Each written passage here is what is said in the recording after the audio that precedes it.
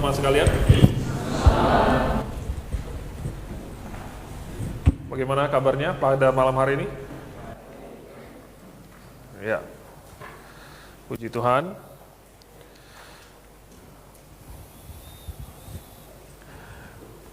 Juga untuk para pemirsa yang sedang menonton di rumah, mari kita buka Alkitab kita di dalam 2 Samuel.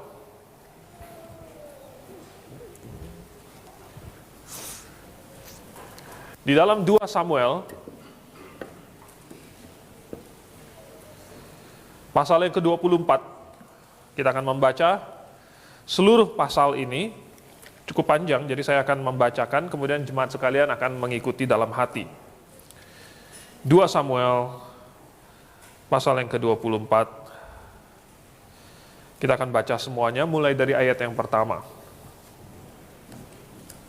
Kalau sudah dapat, kita akan mulai membaca. Saya akan membaca, jemaat sekalian akan mengikuti dalam hati. Bangkitlah pula murka Tuhan terhadap orang Israel. Ia menghasut Daud melawan mereka. Firman-Nya, "Pergilah, hitunglah orang Israel dan orang Yehuda." Lalu berkatalah raja kepada Yoab dan para panglima tentara yang bersama-sama dengan dia, "Jelajahilah segenap suku Israel dari Dan sampai Bersheba. Adakanlah pendaftaran di antara rakyat, supaya aku tahu jumlah mereka." Lalu berkatalah Yoab kepada raja, "Kiranya Tuhan Allahmu menambahi rakyat 100 kali lipat daripada yang ada sekarang, dan semoga mata tuanku raja sendiri melihatnya. Tetapi mengapa tuanku raja menghendaki hal ini?" Namun titah raja itu terpaksa diikuti oleh Yoab dan oleh para panglima tentara. Maka pergilah Yoab dan panglima-panglima tentara itu atas perintah raja untuk mengadakan pendaftaran di antara bangsa Israel. Mereka menyeberangi sungai Yordan, lalu mulai dari Aror dan dari kota yang terletak di tengah-tengah lembah ke arah Gad dan Yaezer. Kemudian sampailah mereka ke Gilead dan ke Kadesh di negeri orang Het. Selanjutnya sampailah mereka ke Dan, dan dari Dan mengambil jurusan Sidon. Kemudian sampailah mereka ke tempat yang berkubu, Tirus, dan ke segala kota orang Hewi dan orang Kanaan. Akhirnya tibalah mereka di bagian selatan Yehuda di Bersheba. Setelah mereka menjelajah seluruh negeri itu, sampailah mereka kembali ke Yerusalem setelah lewat 9 bulan dan 20 hari. Lalu Yoab memberitahukan kepada raja hasil pendaftaran rakyat. Orang Israel ada 800.000 orang perangnya yang dapat memegang pedang, dan orang Yehuda ada 500.000. Tetapi berdebar-debarlah hati Daud setelah ia menghitung rakyat. Lalu berkatalah Daud kepada Tuhan, "Aku telah sangat berdosa karena melakukan hal ini. Maka sekarang Tuhan, jauhkanlah kiranya kesalahan hamba-Mu, sebab perbuatanku itu sangat bodoh." Setelah Daud bangun daripada waktu pagi, datanglah firman Tuhan kepada Nabi Gad, pelihat Daud. Demikian, "Pergilah, katakanlah kepada Daud, beginilah firman Tuhan, 3 perkara kuhadapkan kepadamu. Pilihlah salah satu daripadanya, maka aku akan melakukannya kepadamu." Kemudian datanglah Gad kepada Daud, memberitahukan kepadanya dengan berkata kepadanya, "Akan datangkah menimpa engkau 3 tahun kelaparan di negerimu? Atau maukah engkau melarikan diri 3 bulan lamanya dari hadapan lawanmu, sedang mereka itu mengejar engkau? Atau akan adakah 3 hari penyakit sampar di negerimu? Maka sekarang pikirkanlah dan timbanglah, jawab apa yang harus kusampaikan kepada yang mengutus aku." Lalu berkatalah Daud kepada Gad, "Sangat susah hatiku, biarlah kiranya kita jatuh ke dalam tangan Tuhan, sebab besar kasih sayangnya. Tetapi janganlah aku jatuh ke dalam tangan manusia." Jadi Tuhan mendatangkan penyakit sampar kepada orang Israel dari pagi hari sampai waktu yang ditetapkan. Maka matilah dari antara bangsa itu, dari Dan sampai Bersheba, 70.000 orang. Ketika malaikat mengacungkan tangannya ke Yerusalem untuk memusnahkannya, maka menyesallah Tuhan karena malapetaka itu. Lalu ia berfirman kepada malaikat yang mendatangkan kemusnahan kepada bangsa itu, "Cukup, turunkanlah sekarang tanganmu itu." Pada waktu itu malaikat Tuhan itu ada dekat tempat pengirikan Arauna orang Yebus. Dan berkatalah Daud kepada Tuhan, ketika dilihatnya malaikat yang tengah memusnahkan bangsa itu. Demikian, sesungguhnya aku telah berdosa dan aku telah membuat kesalahan. Tetapi domba-domba ini apakah yang dilakukan mereka? Biarlah kiranya tanganmu menimpa aku dan kaum keluargaku. Pada hari itu datanglah Gad kepada Daud dan berkata kepadanya, pergilah, dirikanlah mezbah bagi Tuhan di tempat pengirikan Arauna orang Yebus itu. Lalu pergilah Daud sesuai dengan perkataan Gad, seperti yang diperintahkan Tuhan. Ketika Arauna menjenguk dan melihat raja dengan pegawai-pegawainya mendapatkannya, pergilah Arauna keluar, lalu sujud kepada raja dengan mukanya sampai ke tanah. Bertanyalah Arauna, mengapa tuanku raja datang kepada hambanya ini? Jawab Daud, untuk membeli tempat pengirikan ini daripadamu dengan maksud mendirikan mezbah bagi Tuhan, supaya tulah ini berhenti menimpa rakyat. Lalu berkatalah Arauna kepada Daud, baiklah tuanku raja mengambilnya dan mempersembahkan apa yang dipandangnya baik. Lihatlah, itu ada lembu-lembu untuk korban bakaran, dan eretan-eretan pengirik dan alat perkakas lembu untuk kayu bakar. Semuanya ini, ya raja, diberikan Arauna kepada raja. Arauna berkata pula kepada raja, kiranya Tuhan Allahmu berkenan kepadamu. Tetapi berkatalah raja kepada Arauna, bukan begitu, melainkan aku mau membelinya daripadamu dengan membayar harganya, sebab aku tidak mau mempersembahkan kepada Tuhan Allahku korban bakaran dengan tidak membayar apa-apa. Sesudah itu Daud membeli tempat pengirikan dan lembu-lembu itu dengan harga 50 sikal perak. Lalu Daud mendirikan di sana mezbah bagi Tuhan dan mempersembahkan korban bakaran dan korban keselamatan. Maka Tuhan mengabulkan doa untuk negeri itu, dan tulah itu berhenti menimpa orang Israel. Kita berdoa. Bapa di surga, terima kasih karena firman Tuhan mengajarkan begitu banyak kebenaran. Kami tinggal membacanya, mempelajarinya, dan menarik pelajaran darinya. Dan biarlah kesempatan di tengah minggu ini kami pakai untuk memperbaiki diri kami, untuk melihat kesalahan diri kami di hadapan-Mu, supaya kami bisa memperbaikinya. Terima kasih Tuhan. Kami berdoa dalam nama Tuhan Yesus. Amin. Di dalam Alkitab ada banyak sekali perikop-perikop yang sulit ditafsirkan. Dan kalau kita membaca apa yang tertulis di 2 Samuel pasal 24 ini, peristiwa-peristiwa ini mungkin mencengangkan.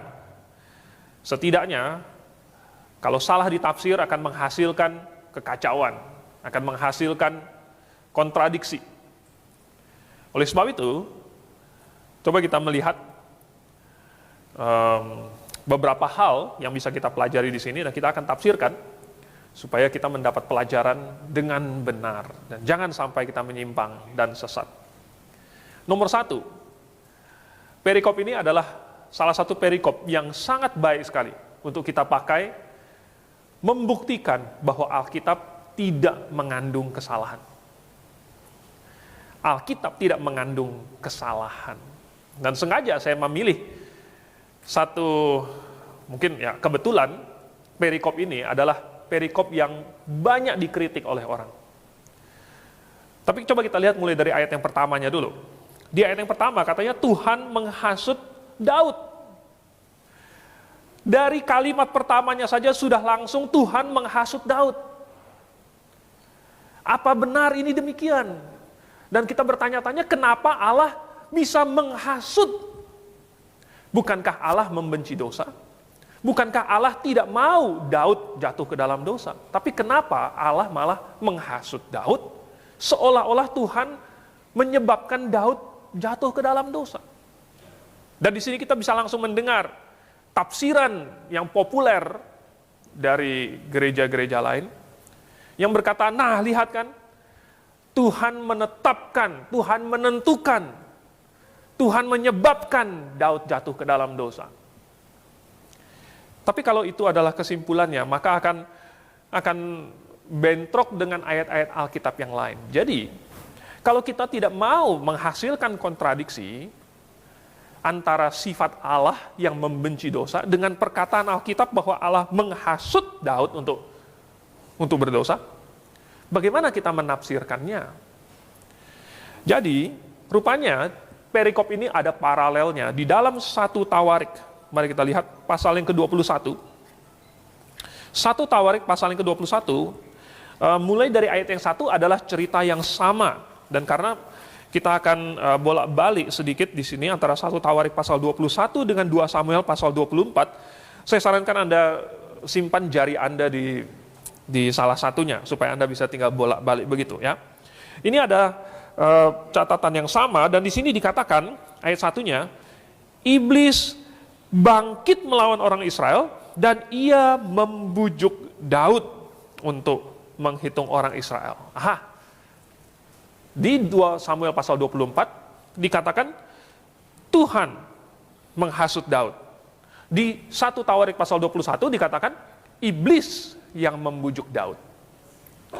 Kita tahu bahwa ini sama-sama benar, ya, bukan salah satu salah tulis, Samuel salah tulis, atau nabi atau imam yang menulis Tawarik itu salah tulis, bukan. Kedua-duanya benar. Jadi bagaimana bisa dua-duanya benar bahwa Tuhan yang menghasut sekaligus iblis yang membujuk? Maka saya menjadi ingat akan cerita Ayub. Kalau Anda baca Ayub, mulai dari pasal yang pertama, Tuhan waktu itu sedang menerima anak-anak Tuhan, lalu kemudian di antara anak-anak Tuhan yang menghadap Tuhan, ada iblis juga. Dan Tuhan sedikit, tanda kutip, mempromosikan bahwa Ayub ini adalah yang saleh, Ayub ini dia sesuai dengan hati Tuhan, bahwa tidak ada orang yang seperti Ayub. Sehingga iblis waktu itu entah bagaimana, dan Tuhan tentu tahu, iblis tertantang, lalu kemudian iblis berkata, Ayub itu setia hanya karena engkau melindungi dia dan memberkati dia. Coba kalau saya apa-apakan dia. Baru kemudian Tuhan kasih izin. Di sini kita bisa melihat bahwa iblis tidak bisa melakukan apa-apa kecuali Tuhan yang memberikan izin. Jadi iblis bisa melakukan berbagai kejahatan terhadap Ayub adalah atas seizin Tuhan yang secara spesifik membiarkan, oke, silahkan. Dan Tuhan juga yang secara spesifik berkata, oke, kamu boleh mengambil harta benda miliknya, tetapi Tuhan bilang jangan sentuh dianya, jangan sentuh tubuhnya. Lalu ronde kedua, Tuhan secara spesifik bilang, boleh kamu bikin dia sakit, tetapi jangan sentuh nyawanya. Jadi semua yang dilakukan oleh iblis itu dalam pengawasan Tuhan dan atas seizin Tuhan. Berarti yang terjadi pada Daud di 2 Samuel pasal 24 dan yang di 1 Tawarik pasal 21, bahwa iblis membujuk Daud juga atas seizin Tuhan. Itu semuanya di dalam pengawasan Tuhan. Maka tidak salah juga bahwa kalau iblis membujuk Daud, itu sudah direstui oleh Tuhan. Maksudnya bukan Tuhan menginginkan Daud jatuh, tetapi Tuhan mengizinkan supaya Daud dicobai. Jadi, di dalam Yakobus pasal 1 yang ke-13, di situ Yakobus bilang bahwa orang bisa saja menuduh Tuhan, tetapi pada dasarnya prinsip yang harus dipegang adalah Tuhan tidak pernah mencobai siapapun. Ya. Tuhan tidak dicobai, Tuhan sendiri tidak dicobai, dan Tuhan juga tidak mencobai siapapun. Jadi, kalau Tuhan mencobai seseorang, itu bukanlah Tuhan sendiri, tetapi ada agen yang lain yang mau menjatuhkan manusia, dan Tuhan mengizinkannya. Seperti yang kita baca di dalam 2 Samuel dan 1 Tawarik ini. Jadi dengan melihat prinsip ini, kita tahu bahwa tidak ada kontradiksi. Akan aneh sekali kalau Allah sendiri yang menghasut Daud, lalu Allah sendiri yang kemudian marah ketika Daud akhirnya jatuh begitu. Dan kemudian Allah sendiri yang menuntut tanggung jawab dari Daud, mau menghukum Daud atas kesalahan yang Tuhan sendiri hasut. Itu seperti misalnya saya seorang ayah, saya tidak mau misalnya ada suatu barang yang mahal, yang pecah belah itu sampai terjatuh, saya bilang jangan sampai jatuh ya, tapi lalu kemudian saya hasut anak saya sendiri, ayo jatuhkan, coba jatuhkan. Lalu dia jatuhkan, lalu saya marah. Ini Tuhan aneh sekali. Tidak mungkin menghasilkan kesimpulan yang kontradiktif seperti itu. Ini sudah pasti suatu kesalahan. Oleh sebab itu, kalau kita melihat dengan teliti, oh ada perikop paralelnya. 2 Samuel pasal 24, bukan satu-satunya ayat yang menjelaskan tentang ini. Oh ada 1 Tawarik pasal 21, dan kita mencocokkannya. Ternyata tidak ada kontradiksi. Kita pakai lagi yang di Ayub. Kita pakai lagi yang di Yakobus pasal 1. Ternyata tidak ada kontradiksi. Lalu, kalau kita turun lagi ke pasal 24 yang ayat 9, ternyata sesudah Yoab melakukan apa yang diperintahkan, dia melaporkan hasilnya di ayat yang ke-9, orang Israel ada 800.000 orang perangnya yang dapat memegang pedang, dan orang Yehuda ada 500.000. Oke, nah sekarang ini sering dikritik, karena kalau kita baca di 1 Tawarik pasal 21, ayat yang kelimanya, saya bacakan, di antara seluruh orang Israel, ada 1.100.000 orang yang dapat memegang pedang. Dan orang Yehuda ada 470.000 orang yang dapat memegang pedang. Nah, ya kan? Sekarang bagaimana ini? Di 2 Samuel pasal 24 katanya orang Israel ada 800.000 dan orang Yehuda ada 500. Di 1 Tawarik pasal 21 katanya orang Israel ada 1.100.000 dan orang Yehuda ada 470.000. Kalau teolog yang liberal dengan entengnya akan berkata, oh ini adalah kesalahan tulis. Ya. Oh ini adalah kesalahan. Waktu Samuel mencatat atau waktu kitab Tawarik dicatat, yang menulis itu pennya keselip atau matanya kelilipan atau entah bagaimana sehingga akhirnya catatannya berbeda. Mungkinkah demikian? Saudara, kalau kita percaya bahwa Allah yang menginspirasikan Samuel juga menginspirasikan penulis Tawarik, maka tidak mungkin ada kesalahan. Tidak mungkin. Kecuali kita percaya bahwa Alkitab tidak diinspirasikan dan banyak mengandung kesalahan. Dan kalau begitu tidak perlu kita pelajari sama sekali, tidak perlu kita percayai sama sekali. Tapi kalau kita percaya bahwa ini diinspirasikan dan tidak mungkin salah, maka kita harus menggalinya dan mencari tahu di mana letak dia bisa menjadi sinkron. Coba kita lihat. Ada perbedaan, pertama yang orang Israel dulu ya. Yang orang Israel di 2 Samuel pasal 24 katanya 800.000. Di 1 Tawarik pasal 21 katanya 1.100.000. Jadi perbedaannya berapa? 300.000. Perbedaan 300.000 ini bukan jumlah kecil-kecilan yang bisa keselip penanya. Ya. Jadi datang dari mana? Kalau kita lihat di 1 Tawarik pasal yang ke-27, 1 Tawarik pasal yang ke-27, di sini ada catatan mengenai tentara yang melayani raja. Ya. Rupanya, waktu itu Daud mengatur supaya setiap bulan masing-masing suku mengirim 24.000 pasukan yang menjadi pelayan raja. Jadi seperti bodyguard-nya raja. Ya, mereka yang menjadi pelindungnya raja yang selalu bersama-sama dengan raja setiap waktu. Jadi kalau setiap bulan itu ada satu dan ini cocok dengan jumlah suku Israel, 24.000 kali 12 itu sudah 288.000. Ya. Dan Anda bisa baca itu sampai ayat yang ke-15, itu ada kasih tahu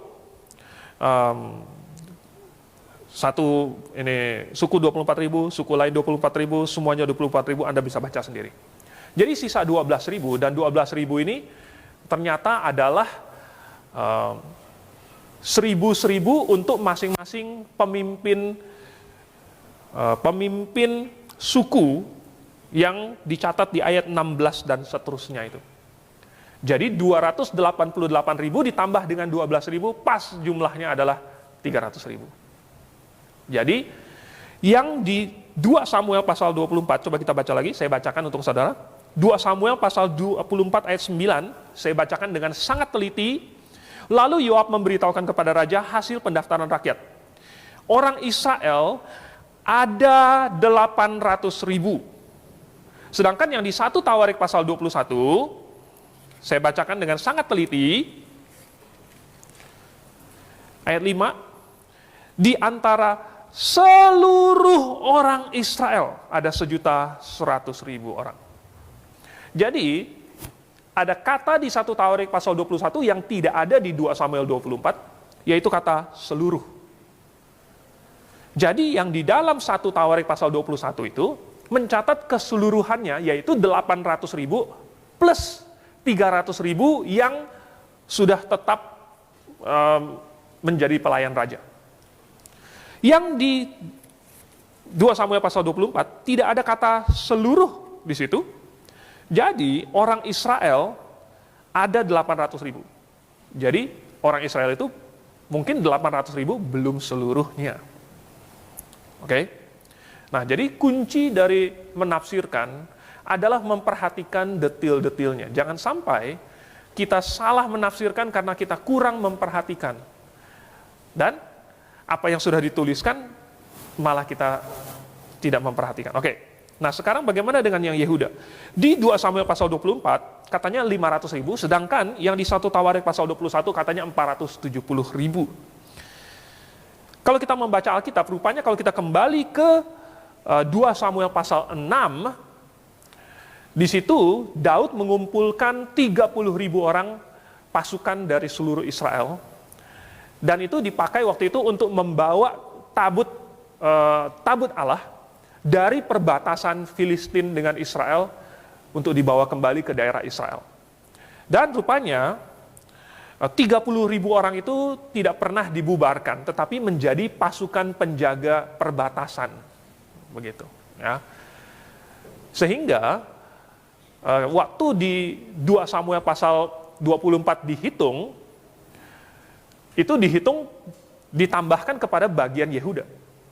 Jadi 470.000 tambah 30.000 ya sama dengan 500.000. Tetapi yang di 1 Tawarik pasal 21 tidak ditambahkan kepada yang Yehuda, mungkin karena pasukan itu terdiri dari berbagai suku yang lain juga, sehingga tidak murni hanya dari Yehuda, walaupun mungkin lebih banyak dari Yehuda, karena waktu di 2 Samuel pasal 6, yang menyusun, yang mengumpulkannya adalah Daud, dan Daud itu berasal dari Yehuda. Jadi kita melihat tidak ada pertentangan. Nah, walaupun bisa saja orang mengkritik dan berkeberatan, oh ini penjelasannya tidak masuk kalau begini. Ya, mungkin kita tidak bisa tahu 100% apa yang benar-benar terjadi pada waktu itu, karena itu sudah lebih dari 3.000-4.000 tahun yang lalu. Tetapi ini cukup mendemonstrasikan bahwa kita tidak perlu mengambil sikap Alkitab pasti ada salah. Kita bisa mencari suatu penjelasan yang masuk akal sambil memegang prinsip bahwa Alkitab tidak mengandung kesalahan. Jadi kalau kita berpegang pada prinsip Alkitab itu tidak ada kesalahan, kita bisa menemukan bahwa ada harmonisasi di dalamnya. Ada konsistensi dari awal sampai akhir. Ini yang penting. Oke? Jadi, kalau kita sudah melihat dengan teliti, dan kita membandingkan satu ayat dengan ayat yang lain, dan semuanya harmonis, barulah kita mencapai kesimpulan yang tepat. Tetapi kalau ada satu ayat pun di dalam Alkitab yang dilanggar, kalau ada kesimpulan yang bertentangan dengan satu ayat Alkitab pun, maka itu sudah pasti adalah kesimpulan yang salah. Dan ini bisa diaplikasikan kepada semua doktrin, kepada semua pengajaran. Apakah itu berhubungan dengan sifat Tuhan? Apakah itu berhubungan dengan kebangkitan Tuhan? Apakah itu berhubungan dengan kelahiran Tuhan? Dan lain sebagainya. Semua ini bisa kita terapkan prinsip bahwa tidak boleh ada ayat yang bertentangan. Oke, waktu saya sudah hampir habis. Padahal masih banyak penjelasan dari 2 Samuel pasal 24 ini. Singkat saja, dari sini hal yang kedua kita bisa temukan bahwa Tuhan ternyata menggunakan pelanggaran kita untuk mengajarkan suatu pelajaran. Rupanya Tuhan waktu itu ya, marah karena orang Israel, karena Daud jatuh ke dalam dosa. Mereka berdosa kepada Tuhan dan Tuhan marah. Ya.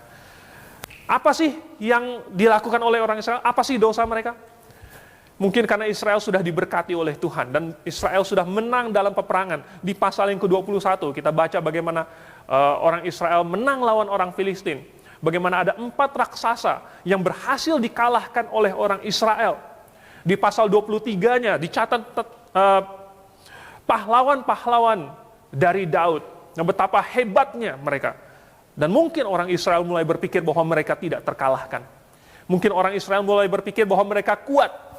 Lalu mulailah mereka menjadi sombong.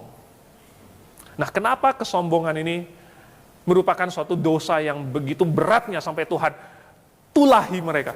Sampai Tuhan hukum dengan begitu beratnya. Mengapa kesombongan ini begitu berat? Karena sebenarnya kesombongan ini adalah suatu dosa yang sangat serius.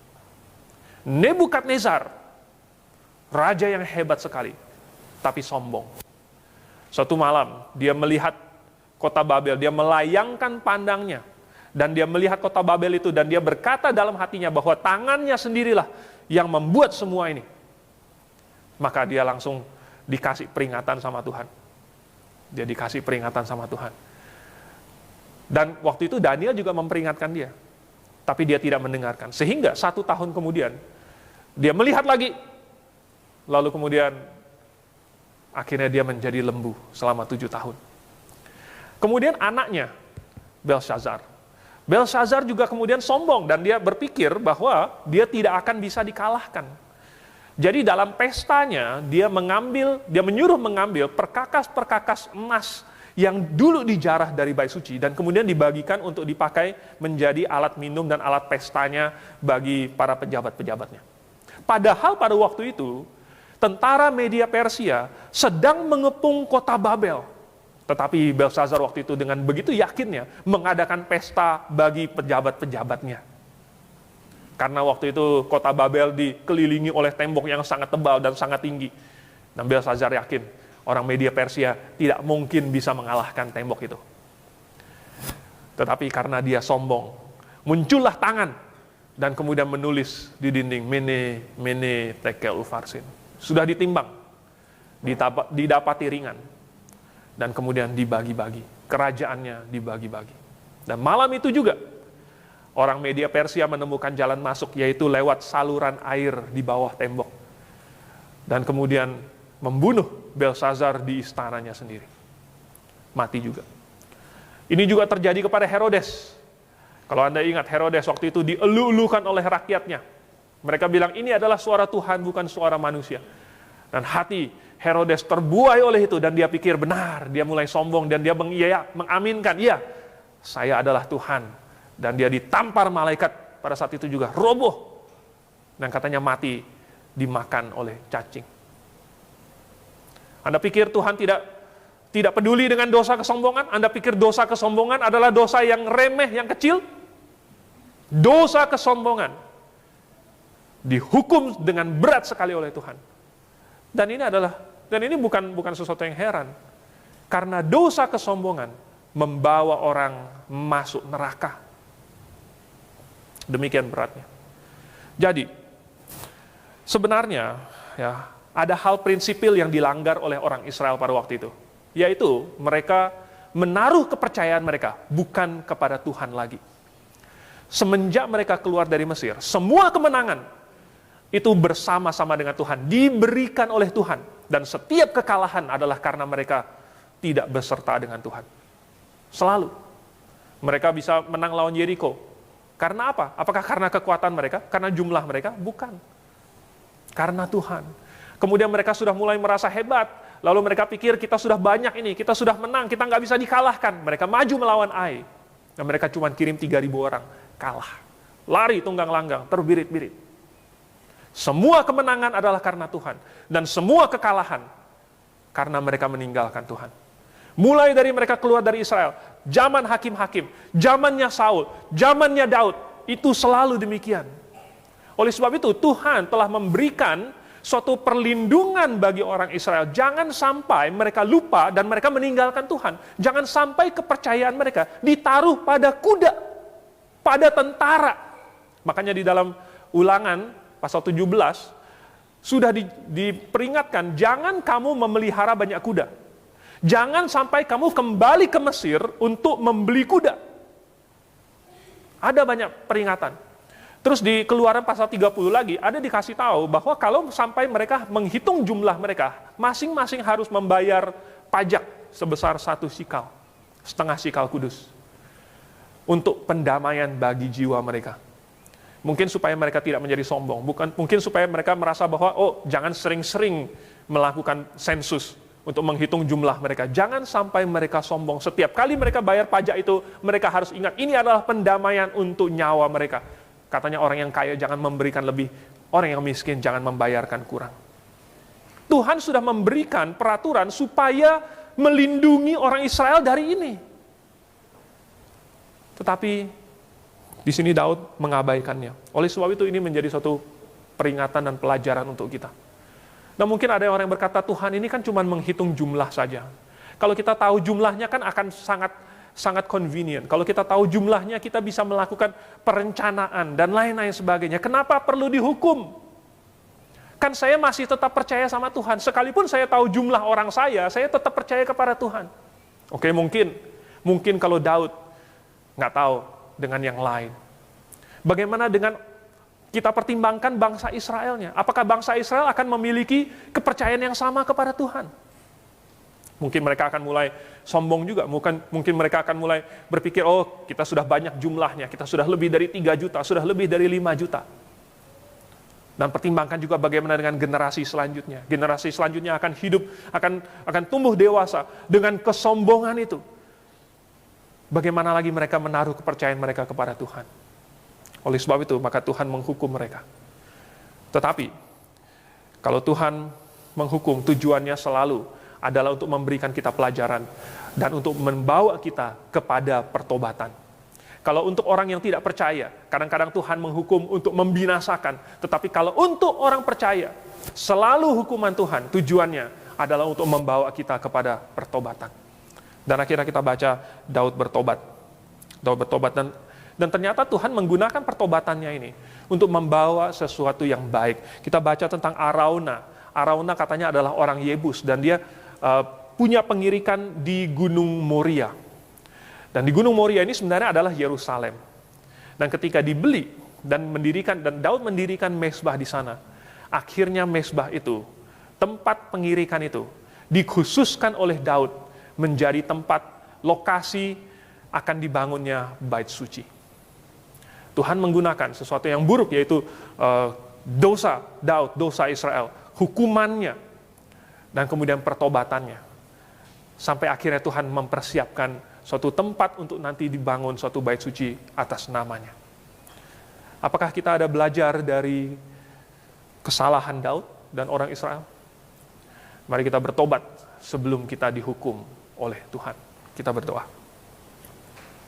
Bapa di surga, terima kasih. Kami tahu bahwa di dalam hati kami seringkali muncul kesombongan dan egoisme, segala macam hal yang buruk yang tidak sesuai dengan sifat-Mu. Tuhan, tolong ingatkan kami terus dan tegurlah kami, supaya kami jangan jatuh, dan biarlah iblis tidak mendapatkan kesempatan untuk mencobai kami. Berilah kami hati yang selalu percaya kepadamu, yang selalu mengasihi Engkau, dan dengan demikian maka kami akan terus bertumbuh di dalam iman. Dalam nama Tuhan Yesus kami berdoa. Amin.